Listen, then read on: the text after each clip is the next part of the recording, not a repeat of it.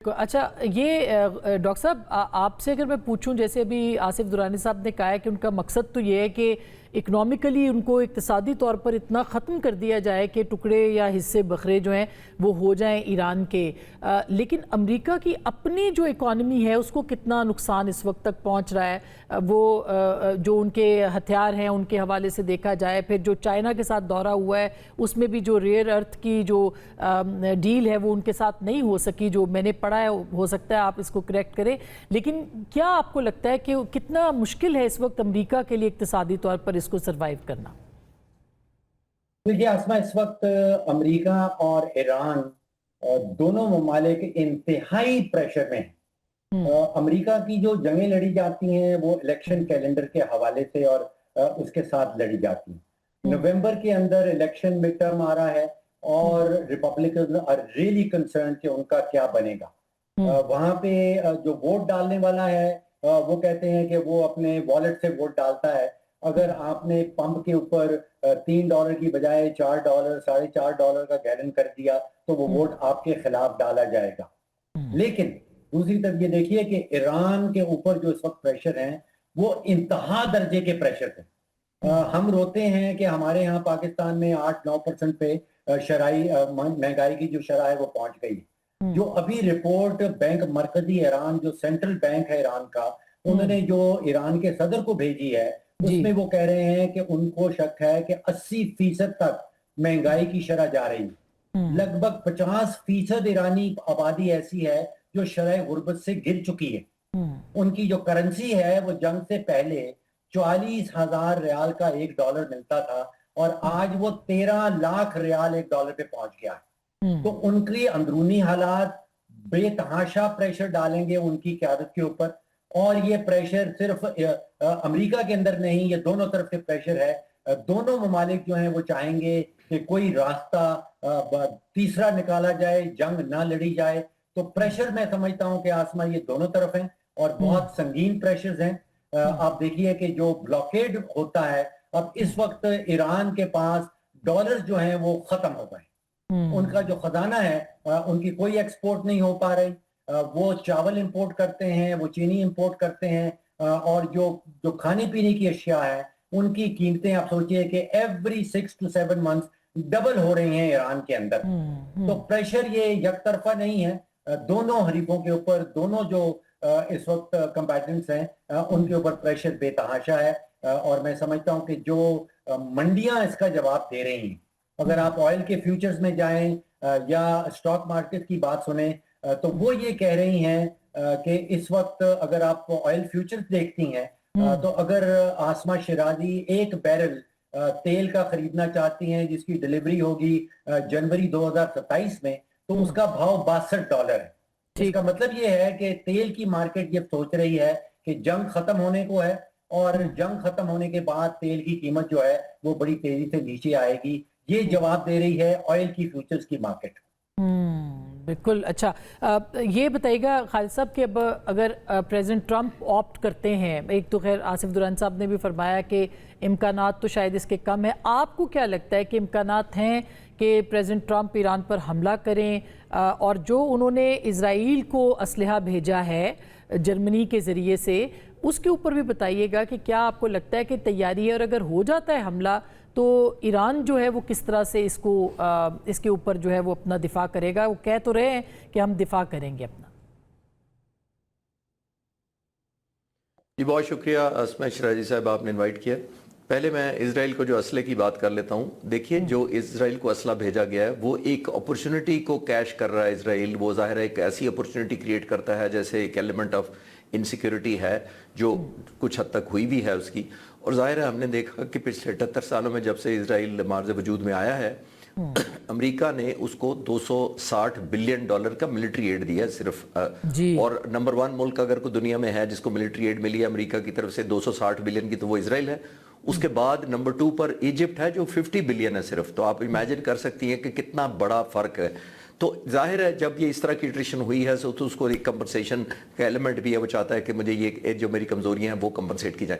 मेरा इससे डायरेक्ट जोड़ने का मैं नहीं मान रहा कि कोई इसराइल को जो वेपन की सप्लाई हो रही है वो इस जंग को एस्केलेशन की तरफ, वो तो इंडिपेंडेंट अमेरिका ने करनी है, अपने जो बेसेस हैं यूरोप में हैं और डिफरेंट नेबरिंग कंट्रीज में हैं उसको यूज करेंगे। 702 के करीब तो एयर बेसेस हैं पूरी दुनिया में। अमेरिका का फुटप्रिंट हर जगह है, तो उसको एक इजराइल मुल्क नहीं चाहिए स्टैंड लोन के वहां पर असला पहुंचाऊंगा तो मैं हमला करूंगा। पहली तो ये बात। दूसरी जो आप कह रही है कि प्रेसिडेंट ट्रंप शुरू कर सकते हैं कि नहीं कर सकते, देखिए लॉजिकली जो 40 दिन की जंग हुई उसके नतीजे में अगर मेरे जैसे स्टूडेंट्स ऑफ एयर पावर या मिलिट्री स्ट्रैटेजी अगर वैल्यूएट करें तो वो कहीं शॉर्ट है उनके वॉर ऑब्जेक्टिव से एज कंपेयर टू जितनी टनेज फेंकी गई। तकरीबन 20,000 के करीब अटैक्स किए गए हैं इजराइल की और अमेरिका की तरफ से जॉइंटली ईरान पर। अब इतनी मैसिव जो स्ट्राइक कैपेबिलिटी हो, एक सुपर पावर हो, अनचैलेंज्ड हो, एयर डोमिनेंस हो, एयर सुप्रीमेसी हो, उसके बावजूद वो नहीं रिजल्ट अचीव हो सके जो वो चाहते थे कि मिलिट्री ऑब्जेक्टिव, और इसके अंदर तो कई दफा डिस्कस कर चुके हैं मिलिट्री ऑब्जेक्टिव से वो पीछे है।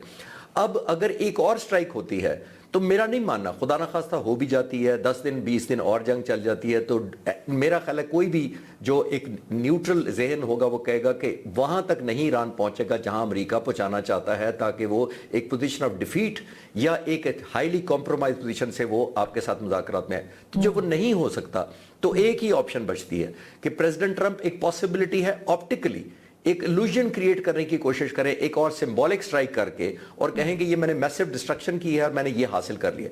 लेकिन आखिरी बात इसके ऊपर बड़ी ज़हन में रखनी चाहिए आपके व्यूअर्स को कि देखिए जिस न्यूक्लियर एनरिच्ड की मटेरियल की बात हो रही है वो तो 2015 का जो JCPO साइन हुआ था हम वो भूल जाते हैं, ईरानियों को बहुत ज्यादा याद होगा, हमें भी याद रखना चाहिए कि उस मुज़ाकरात के जो एग्रीमेंट हुआ था जो 5-6 साल की दगो-दो के बाद हुआ था उसमें ईरान ने 8 टन न्यूक्लियर एनरिच्ड मुख्तलिफ कैटेगरी का रूस के हवाले किया था थ्रू कैस्पियन सी। 8 टन, आज सिर्फ 440 किलोग्राम की बात हो रही है जो कि 18 गुना कम है। तो ईरान ने यह देखना है कि जो इतना पहले मैंने जो 8 टन दिया था उसके बदले में अमन आ गया, सैंक्शन रुट गई, रिवाइवल हो गया उनकी एक्सेप्टेबिलिटी का, तो नहीं हुआ। तो 440 पे भी ईरान को पता है कि यह आखिरी लीवरेज है और अगर ये भी दे दिया तो ईरान की लीवरेज खत्म हो जाती है। मेरा मानना यह है तो सिंबॉलिक अटैक हो सकता है, meaningful take home war objective ये नहीं अचीव होंगे मेरा ख्याल। बिल्कुल, वेरी इंपॉर्टेंट। आसिफ साहब, आसिफ दुरान साहब, आपको क्या लगता है इस पूरे जो कल हमने तजावीज़ देखी हैं जो ईरान की अमेरिका को आई, अमेरिका की ईरान को गई, इसके अंदर आबनाए हुर्मुज़ का कोई जिक्र नहीं है और ये चीन के दौरे के बाद आबनाए हुर्मुज़ के ऊपर प्रेसिडेंट ट्रंप ने भी कोई जो है वो कमेंट नहीं किया और ईरान की तरफ से भी जो है वो इस पर कोई बात नहीं आ रही है। ये कोई महज इत्तफाक है या आप समझते हैं कि इसके पीछे भी कुछ राज है?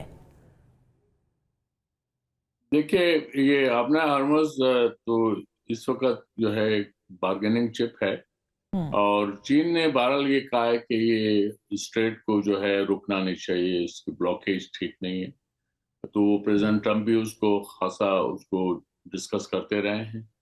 और दूसरा ये कि जो ईरान ने एक अब अथॉरिटी बनाई है Persian Gulf Hormuz authority organization, तो वो रेगुलेट कर रही है और अब ग्रेजुअली जो है वो ट्रैफिक ज्यादा हो गई है।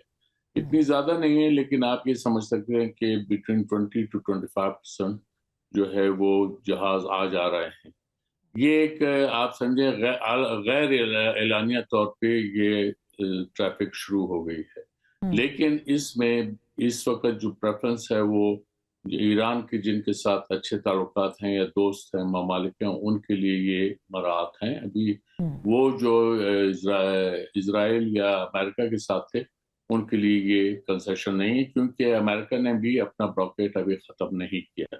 लेकिन मुझे ये लगता है कि ग्रेजुअली ये ब्लॉकेट भी ख़त्म हो जाएगा और ईरान जो है अपनी पुरानी पोजीशन पे आएगा। अलबत्ता स्ट्रेट ऑफ हॉर्मुज़ की रिजीम जो है वो अब डिस्कस होगी इंटरनेशनल लेवल पे क्योंकि ये इसको बंद नहीं किया जा सकता। और फिर हमारे पास ये भी है कि जो 8 साल की ईरान इराक जंग हुई थी उसमें ये बंद नहीं हुआ था, अगरचे टैंकर वायर्स हुई थी उसमें उस वजह से रुकावटें आई थी इसकी सी ट्रैफिक की। लेकिन ईरान ने जो है बाकायदा तौर पे हॉर्मुज़ को बंद नहीं किया था। तो अब जो आ रहा है वो मसाइल हैं, उसमें टेक्निकल भी हैं, जैसे ये 21 माइल का इसका विड्थ है जबकि 24 माइल जो है वो दोनों ममालिक 12 माइल ईच का जो है वो उसका हक बनता है, उसकी टेरिटरी है उसकी और उसमें तो इस लिहाज से फिर जो भी जहाज गुजरेगा वो इनकी टेरिटरी से गुजरेगा। क्योंकि इनके वाटर स्पेस से गुजरेगा।